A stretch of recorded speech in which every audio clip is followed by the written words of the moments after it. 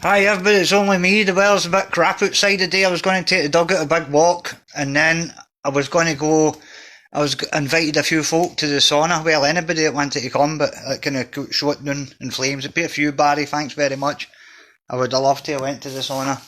But instead I thought I'll do another wee review of a James Bond film. This time we're doing the second Roger Moore film, The Man with the Golden Gun, directed by Guy Hamilton, who had already directed Goldfinger and Live and Let Die. Live and Let Die came out the year before The Man with the Golden Gun, and it was a big success, and I think they maybe try to rush this one a wee bit because this is one of the kind of most derided Bond films, so we'll have a wee look at it and we'll see if we can work out where it went wrong.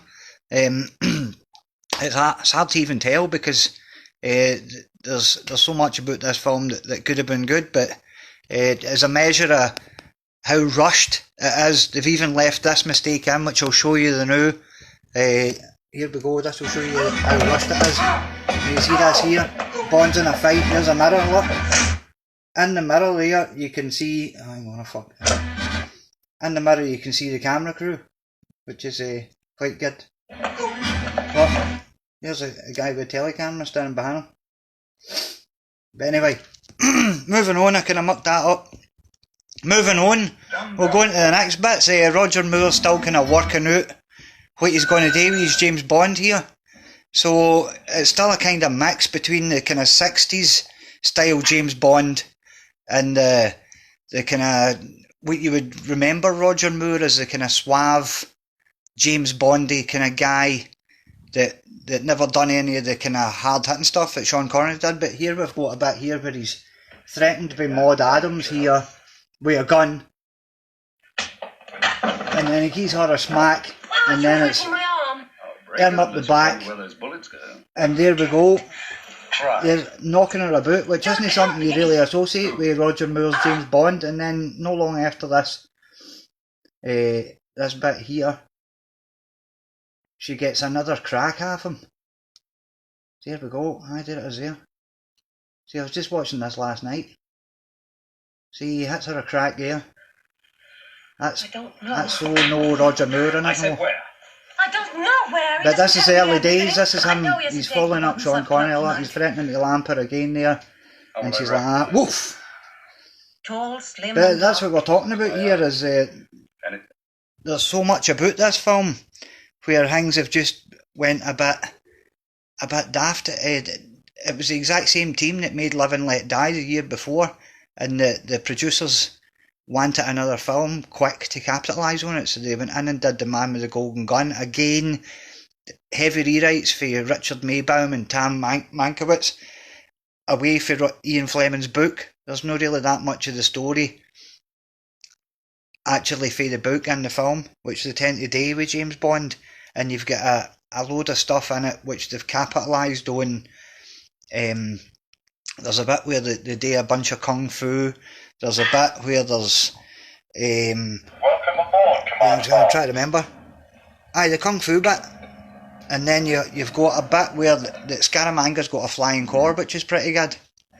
But all these things, and the women, you've got Britt Eklund and Maud Adams, and you're like, these are some of the best Bond women ever, but there's just something about this film that doesn't add up. But there's a few other good bits in it. You've got Christopher Lee as Scaramanga, who is one of the classic James Bond villains. I mean, he pure saves this film. If it wasn't for him, if it was somebody crap that was a baddie in this, like the guy Moonraker or something, then this film would just be the shits. But I noticed this quite good, but I'm trying to find it now. That's why I'm kind of half talking to you and half watching this. I was sitting watching it last night, and there's quite a good bit with Britt Eklund, who they do their best all the day is get her out her clothes. And then we have here the bit where it's the actual duel between Scaramanga and James Bond, and she is in this underground lair here, and she's getting guarded by this henchman guy. Look at him, look, he's sitting there looking at her with all any clothes on, and you came what he's thinking about there. Look, he couldn't care less about the Solex agitator which is the MacGuffin in this film. It's something like the usual James Bond lasers in space, but it's something to do with their own an island, which is somewhere around about, I don't know, it must be in the Pacific somewhere, down near Thailand. And this machine harnesses the power of the sun, and Scaramanga, who's Christopher Lee's character, is going to use this to hold the man for ransom. Yeah, Christopher Lee's character is the man with the golden gun. The golden gun's brilliant. I always loved the golden gun. Something I didn't really like was his henchman, Nick Knack, who was played by Hervé Villachez, who was in Fantasy Island, his tattoo, the plane, boss, the plane. I'd never liked him, but he's a baddie in this film, so I get to know like him. So I quite enjoy that. But I mean, there's a few things about this film that just don't hang together very good as a film. Maybe it deserves to be known as one of the worst James Bond films, but I mean, it's always good to watch Roger Moore and Christopher Lee, but I mean, God knows how they made such a hash of the rest of this film.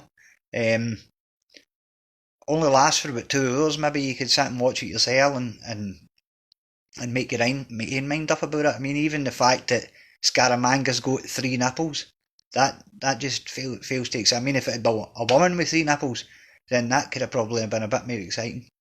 But anyway, that's my critical review of The Man with the Golden Gun. Good to see a young Roger Moore, but used kind of rang. They made up for this with The Spy Who Loved Me, which came back in 1977 as probably, arguably, one of the best of the Roger Moore films. Up there by Live and Let Die and Moonraker. You would probably fighting it out with them. But I'll maybe do one of them tomorrow, I'll see. But I'm out of here. The dog's sleeping. I maybe better wake him up and I'll take him for a sleep. Do you want to go for a walk? No. Right, I'll see you later. Bye.